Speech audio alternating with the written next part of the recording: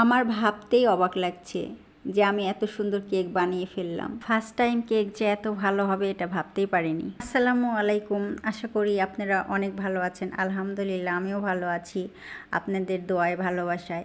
আজকে আপনাদের সাথে কেকের রেসিপি শেয়ার করব, আশা করি ভিডিওটি সম্পূর্ণ দেখবেন। আমি আগে কখনো কেক বানাইনি, আজকে ফার্স্ট টাইম কেক বানাচ্ছি।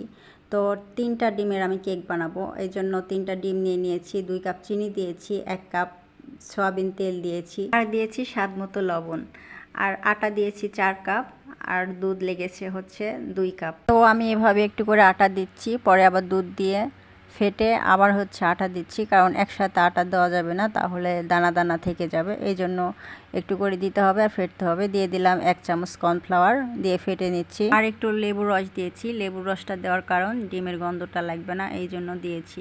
তো এই কাজটা আসলে মানে কেক বানানোর কাজটা আসলে অনেক কষ্ট, মানে ফেটাটাই মেন, অনেক সময় নিয়ে ফেটতে হয়। তো দেখেন আমি এভাবে কাগজ দিয়ে দিয়েছি আমার মতো করে। আমি ফার্স্ট টাইম বানাচ্ছি গাইস, কারণ আমি কেক অনেক পছন্দ করি, সব সময় কিনে খাই কেক, কখনো আমার ইচ্ছে হয়নি যে আমি বানিয়ে খাই, কারণ এটা আমি জানি যে অনেক মানে বিরক্তর কাজ আর অনেক ধৈর্য লাগে। তো যাই হোক, এই কেকটা বানাচ্ছি আমার ছেলেকে খাওয়াবো বলে, কারণ আমি যখন নাস্তা খাই কেক বাহির থেকে কিনে নিয়ে এসে খাই, তো আমার ছেলে অনেক সময় খেতে চায়, তো আমি দিই না, কারণ ওর আব্বু বাহিরের জিনিস খেতে দেয় না। তো ভাবলাম বাসায় বানিয়ে ফেলি, আমার ছেলে খাইতে পারবে। তো মূলত এই জন্যই আমি কেকটা বানাচ্ছি। আর কেকটা বানাচ্ছি আমি রাত 12টার সময় গাইস, কারণ আমার বাবুকে ঘুম পাড়ায় দিয়েছি, তারপরে এগুলা করছি, কারণ এগুলা কাজ আমার বাবু যদি জেগে থাকে যদি করি, তাহলে ও সুন্দর করে কেক বানাই দিবে। হ্যাঁ, মানে ও খুব দুষ্টু, মানে যে কোনো কাজ যদি আমি করি আমার কাজে এসে ও ডিস্টার্ব করে।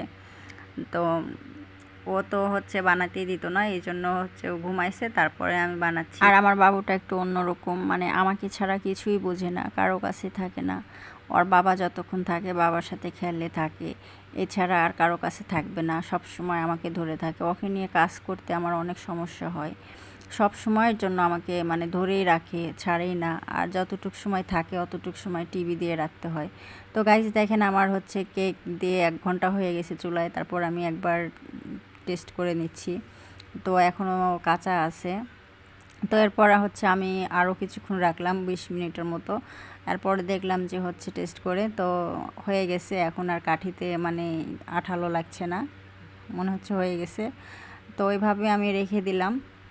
আমি কেকটা হচ্ছে প্রায় রাত 1:30 বেজে গেছে, পরে আমি সকালে উঠে কেকটা দেখছি বা কেকটা কেটেছি, তো ভালোই লাগলো।